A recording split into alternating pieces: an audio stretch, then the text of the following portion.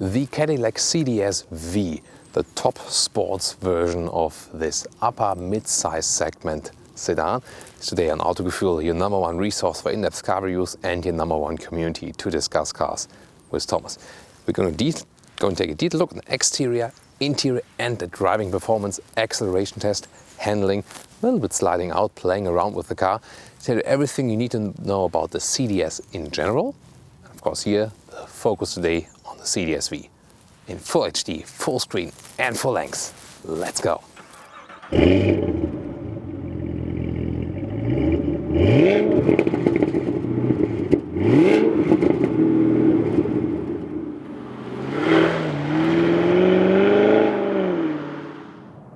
And we start our performance car review with the performance acceleration.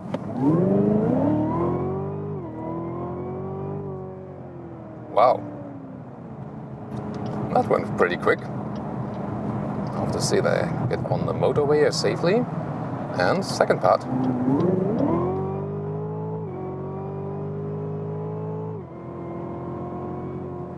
Wow, am I on a spaceship or what? That is so effortless. Whew. And I don't even feel, that much pressure on the body because the car does that so easily. Wow. Did you hear the sound, by the way? The sound was a little bit like, this probably came from the supercharger. Wow. So that was really impressive. I mean, so 3.6 seconds is the acceleration figure to 100 kilometers or 62 miles an hour. And well, the BMW M5 we've tested recently is a little bit quicker with the all-wheel drive 3.4, but not such a big difference. So they really get a lot of just from the rear-wheel drive we have here. That's the more pure approach to it, and also they save about 100 kilograms if they don't put the all-wheel drive in there. So what do you think about the acceleration here of the CTS-V? You want to see it once more, I heard? Sure, why not?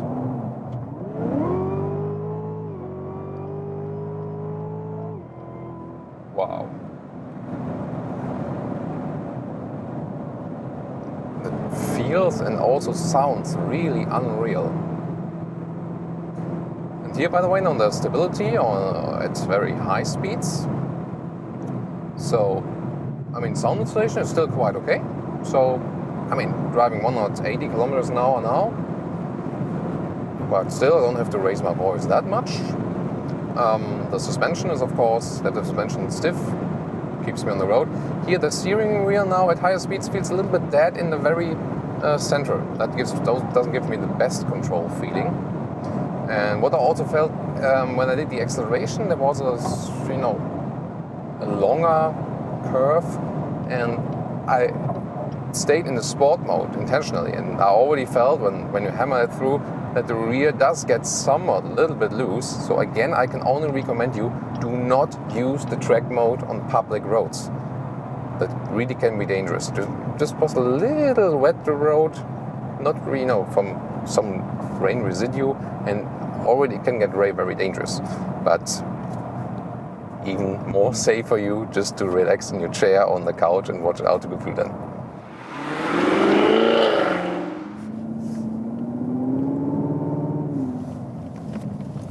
And now, our ride up the hill.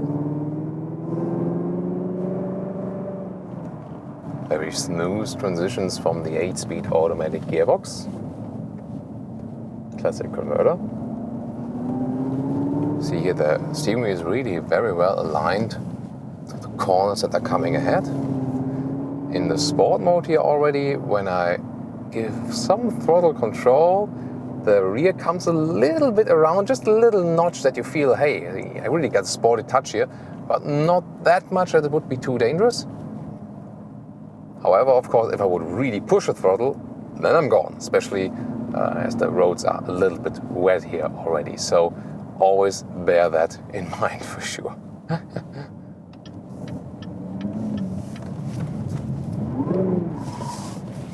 And see what I mean?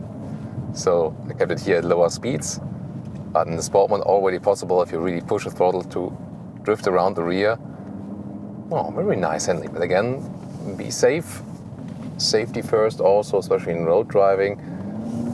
So I can even say rather stay in tour mode when you're on the street, that you know, EC is limited. I mean, 650 horsepower on the rear axle have to go somewhere.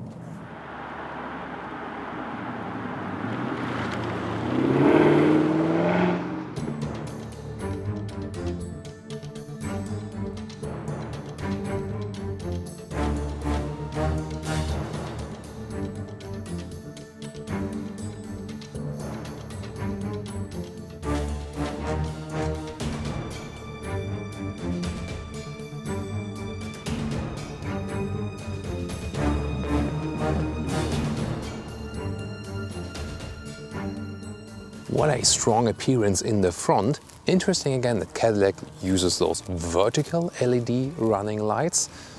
Xenon headlamps here. No LED available. Then the lower part, carbon fiber spoiler lip. This is also the so-called carbon package. And we also have a dark frame around this massive meshed grille. The symmetry in the front, you can see that very well. Also nice number plate, right? You know, 6.2 liter of displacement. You get it? Really nice. And also in the carbon package is also those, you know, those carbon covers here for the front dome. And when you sit on the inside and the warm air is coming out there, you can really see that everything done to cool this V8. We'll soon take a look at that one.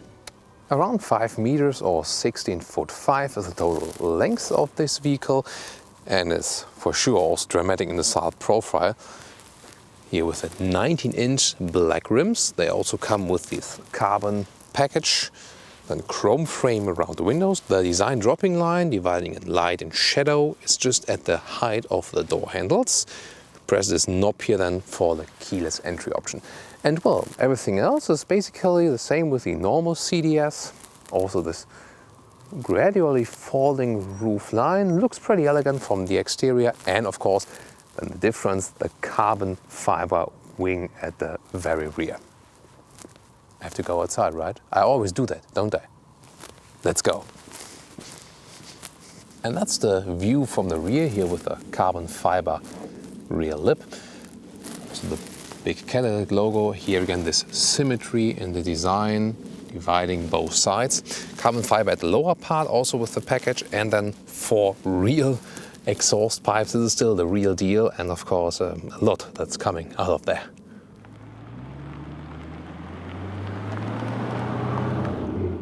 So a normal CTS you can also get with a 2-liter turbo engine, 276 horsepower. That would be the entry version for Europe, 45,000 euros. This one here, the CTS-V, 6.2 liters displacement, V8, 650 horsepower, 3.7 seconds to 100 kilometers an hour or 62 miles an hour, and well, then also 100,000 bucks.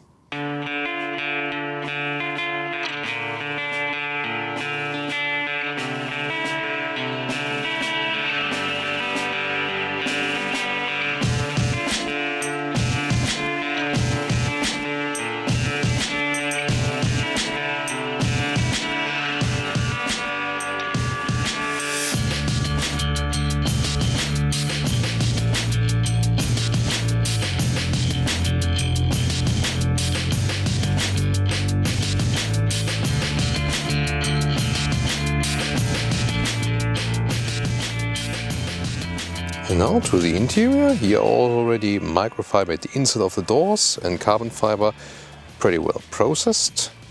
Then let's turn to the main cabin. Also microfiber steering wheel. I like that, gives a good grip. And the normal CTS, by the way, also available with full leatherette seats. Also very nicely done. Then here the V package basically comes with sport seats. Microfiber or velour on the inside. I don't think it's animal origin on the inside, on the outside maybe. Those ones here, however, are the optional Recaro sport seats. They give you more side support, especially in this region there, but generally I would say just leave it with the normal sport seats. That will give you a little bit more comfort, a little bit more room to play. And some more equipment inside. You will soon see the digital dashboard, therefore at the moment you can see nothing. And also the rear view camera and some more features already included. So this is really full spec then with the CTS-V already. And let's get inside. Not too hard. I'm 1.86 or 6'1", and that leaves plenty of headroom. You can adjust that seat here electronically in all of the different directions. Also 2 memory functions. So press set and 1 at the same time, hold it, and then when you hear some beep beep beep, then you know it's saved. Steering wheel can also be adjusted electronically, so everyone will find a rather cozy position here. But already this whole setup here of the steering wheel and the seat really gives you a very sporty impression. So that's the difference then to the normal CTS. This one here really puts the sport mode out already from the seating position and especially from the seat form itself. But still it's somewhat comfy, so you can't complain about that. Interior overview, it is basically mirroring the exterior right here, also with this symmetry in the middle. Then you have those buttons, which are no real buttons, but they somehow still give you a haptical feedback. So if you also change the temperature, for example, you also feel and hear something. So this is something I think love or hate. Some really like that. Some say, I'm not sure how I can really use that. The screen is actually well integrated. You can see you also have the smartphone integration. Soon a little bit more details to that. Steering wheel again with the microfiber cover. The form is a little bit strange here, I would say. Not very well set up for the sump, but overall, I mean, you still have a good control. Also heated function is available. I really like that. And also those covers, I think that should be leatherette used here. Everything wrapped tightly, so the build quality really looks also very good. And to show you the full extent of the digital cockpit, I have to turn on the engine right there. Because then also the visualization changes when you go from 2 to sport mode. Oh, come on. There it is. So a little bit more contrast then for that. Left side you can see the consumption and stuff. This would be the track mode with reduced, even more reduced stability. Of course, with so much power on the rear wheels, it really goes loose. And then you also have a snow mode, for example, to then reduce the throttle input. Volume, by the way, you can control at the steering wheel. Then you can mute the whole stuff, or control the volume here, right and left. But once it happened to me here that the automatic traffic announcement, it suddenly popped in. It was so extremely loud that it really damaged my ears. It was over maximum loudness. It was really hurting. Not sure whether this was the case. If you ever experienced something like that, then tell me. But it's, I think the sound system should be set up in a way that a maximum setting cannot be, exceeded. That really hurts your ears. Also, when the engine is running, I forgot that with the CT6, it's also offered that feature, the normal rear mirror when you, when you feel blinded or whatever, you can't see properly because it's not so good to see into the rear through that one. Then you also have the possibility to have the camera right there. It looks really fancy, but you can really argue for it. Is it maybe distracting? How useful is it? I will test it when we drive the car later and tell you my opinion then. And the infotainment up close, you can see here the Apple CarPlay, for example, but you can also go back to the home menu for the whole car. You could also connect your phone via Bluetooth if you like. And let's take a short look at the GPS, how we are here. You can also scroll in it, also here zoom and pinch. Take some time, but overall, it's pretty much self-explanatory. Only thing when I wanted to search the sound settings here, mute again, sorry. Bose sound system here, by the way, included. It's good, but it's not super extraordinary. There are the tone settings. And one secret is a lot of car manufacturers always set the bass way up there to say, hey, it's got a great bass, yo. So, but no. I mean, a good sound system is not characterized by a good bass, but by the clarity of the sound. Carbon fiber here, nicely used, also all the way over to the side of the dashboard. Again, nicely done. Just a little bit strange that you have to open the glove box right here.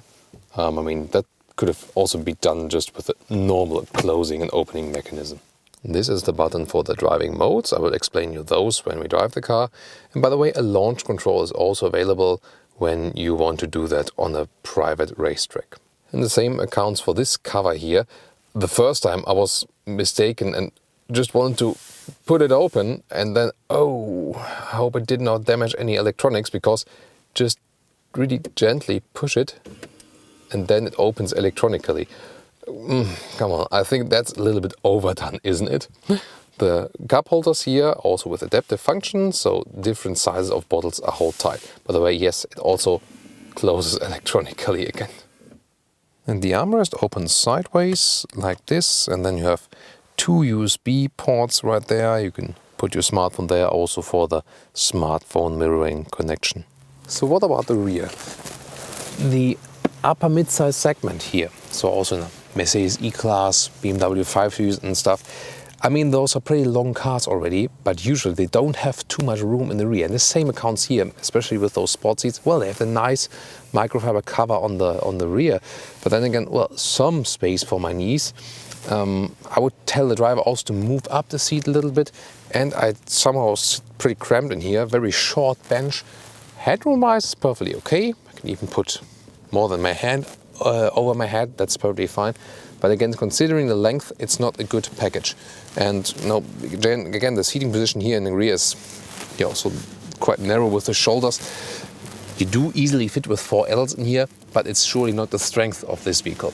Here you can also flip the seat already, like this. That's easily done from here.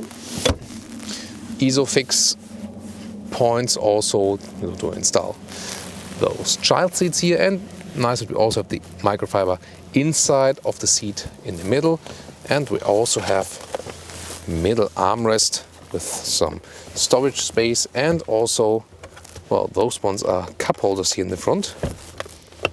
There we are. Here we go, and they are also adaptive.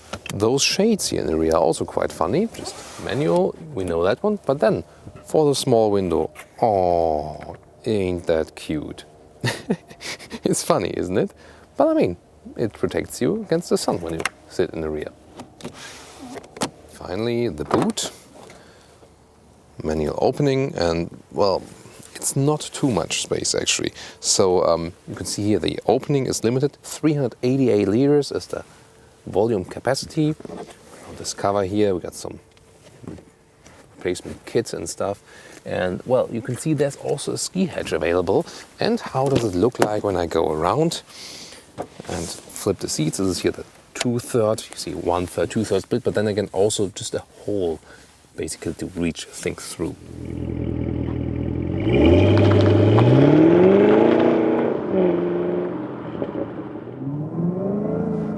How is this vehicle in your everyday driving life? So it comes handy to have the power when getting on the motorway, of course. We'll soon see that. For so far, I will just remain in the tour mode, dry roads, and at the moment just 90 kilometers an hour, and I really just have to touch the throttle very gently, and immediately you can do an overtaking maneuver without a glimpse of an eye, even in when you're in a comfort mode. That works really very fast. However, you can also use the shifting pads here, and then you're of course faster in overtaking maneuvers. You basically preset it yourself, shift down a little bit, or you can because the comfort mode is also shifting up earlier, you can also go then to the sport mode. That would still be a good compromise. You see also the instruments there change, and so you have a little bit more sporty touch then. Later shifting up, it stays in the lower gears. A little bit more spontaneous reaction. And I would also leave it by that, because then the track mode is really for the track, as it says. So that again also reduces stability control, and that's nothing then for public roads, which you should use if you want to keep yourself and also other people safe. What is quite remarkable that I've driven all of the competitors here, and the latest one with the BMW M5. And this one here feels, let's say, a little bit cozier from the racing position, steering and seating setup a little bit. And it looks really massive from the outside, but due to the sporty setup, it feels more agile and smaller actually than it is. And that is, for a Cadillac, actually a quite surprising verdict, that the car feels smaller than it actually is, because they tend to build really big cars, especially for, if you have a European measure for that. Then it's great to have the microfiber steering wheel. That one also heated. I have it activated in winter times. It really keeps you warm, but you don't sweat on it. And with glove and without gloves, you really have a good grip then always on the steering wheel. So what about the overview? It's pretty interesting. Well, to the sides, pretty normal. The B-pillars are also somewhat standard for this segment. To the rear, you can't see anything basically through the normal function of the rear mirror. And that's why, and I missed that one in the CT6 review, you can change the rear mirror then, I've shown you that earlier, and then have the camera perspective. Then, well, before that, with the normal mirror perspective, I can see the roof and the heads of the cars behind me. It's not so helpful. And with the camera system, it's actually a little bit too low. I can see just, tires and the lower lip of the car. So, but what I would like to have is a normal mirror view where I can see exactly the middle part of the cars behind me. Well, that's obviously not possible here. It is, somewhat funny to look at the live view there while driving. Then you could also argue again, is that maybe a little bit distracting?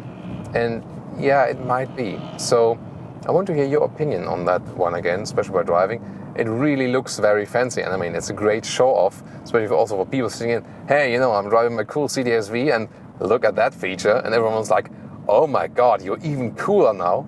But other than that, for the real usage, I'm not really sure if that's the most useful feature. It is something we will get used to, however, also for the side mirrors, because for aerodynamic reasons, we've seen some concept cars which also support this idea to have the rear view cameras for the side mirrors. Here, by the way, we also have the blind spot monitor in the side mirrors, flashes up, small light with the vehicle and the star, and is acting when the vehicle is up, pretty close proximity to the side of the vehicle. So when I drive it in normal city life, it's actually quite comfortable to ride still. That's also a little bit better than with the ADS-V. The ADS-V, the segment below, a little bit stiffer even. This one here, of course, a little bit longer wheelbase. And with the adaptive suspension, it's doing a great job actually. So especially when you keep in the tour mode, it's still comfortable to drive in the city. That's perfectly fine. Let's see how that changes with sport. But it wasn't such a big difference. And well, with track, then it's even a little bit stiffer. And when you're going then to the bumps, you feel that you have the more direct feedback.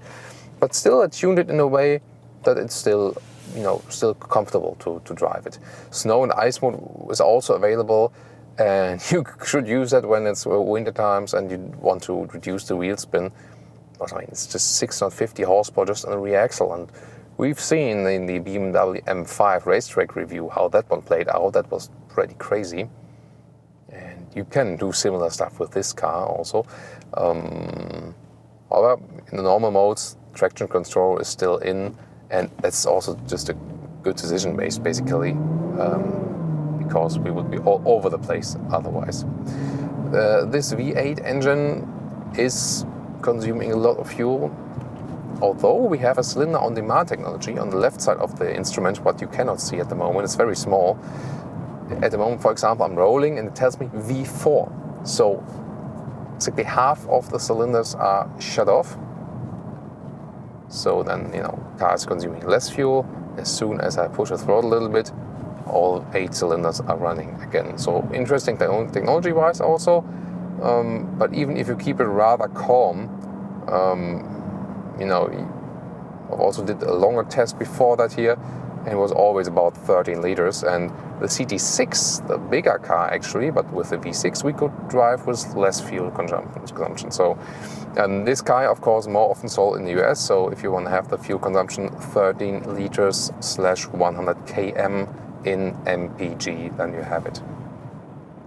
So we're slowly going to the motorway again, and so far I can just say, although it's such a super aggressive sports car from the outside, it is still a comfortable ride. You could say, you know, if you drive a normal CTS, it's already, you know, very comfortable upper mid-size segment sedan for sure. Well, those Recaro seats here, the base sport seats offer you a little bit more comfort. Those ones are caging you in a little bit more. Those ones then again included in this carbon package we've shown you today.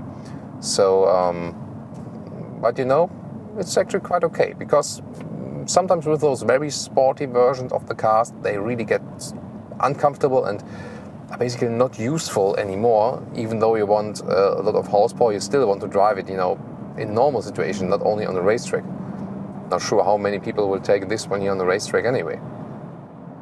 So I'm also seeing it in my head-up display. That's why I'm not looking down to the instruments. The head-up display is actually doing a quite good job. So I see a current speed, and also the speed is maximum allowed.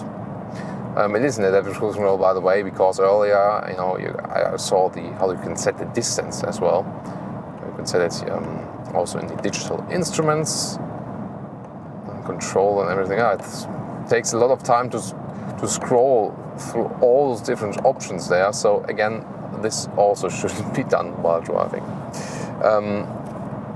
By the way, it's also possible if I hit this shifting lever to click on the manual mode here.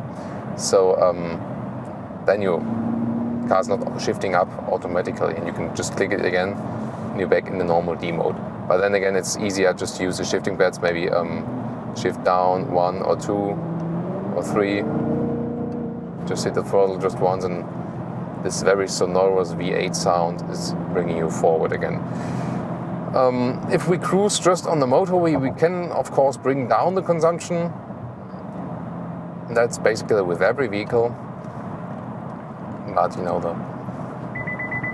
this is the automatic warning when I'm getting too close to the car in front of me. So this will be situations a little bit caged in now. I shift down, and then it's just so easy to accelerate with this vehicle. And because of the comfort you still have, you are not tempted that much to drive super fast, although you are actually capable to. That's also an interesting finding, because, you know, before we had the Honda Civic Type R, way smaller car, way less expensive, and also somewhat comfortable still for a sporty vehicle, but still always tempted you to drive you know, super aggressive. But this one here, although it is a super aggressive car, it's not necessary that you have to drive aggressive all the time. And that is also an interesting finding for me. By the way, also very stable here at higher speeds, and it feels a little bit like a go-kart still, although it's quite big. So it offers you a lot of driving fun and also a lot of dynamics. The steering wheel position is somewhat interesting because it goes a little bit inward, so the grip here is pretty unique. I'm not sure if it's the best grip position I have here for my hands. And here you can see I can also just, you know, be pretty relaxed. Collision alert. That's the collision alert that can be actually also set to different distances. So maybe it's also good to set it to a high distance, then you have your basic warning always. So, cruising here again, quite comfortable. The steering wheel offers you also quite direct contact to the road. We go here to the sport mode, a little higher speed, by the way. It's always fun to see the digital instruments changing, isn't it? Sound insulation, by the way, so I don't have to raise my voice here that much, so I'm generally satisfied with it, definitely. So at 100 kilometers an hour, for most countries this one will even be enough, actually. Only in Germany, you know, happens that people drive way faster also on the motorway. So sometimes people say, "Yeah, I've just driven 260 kilometers an hour," and question that then, of course, how can human body even handle that? Well, better be a race driver then, but on the racetrack, not on the roads. So, those were the everyday driving life impressions here with the CTS-V.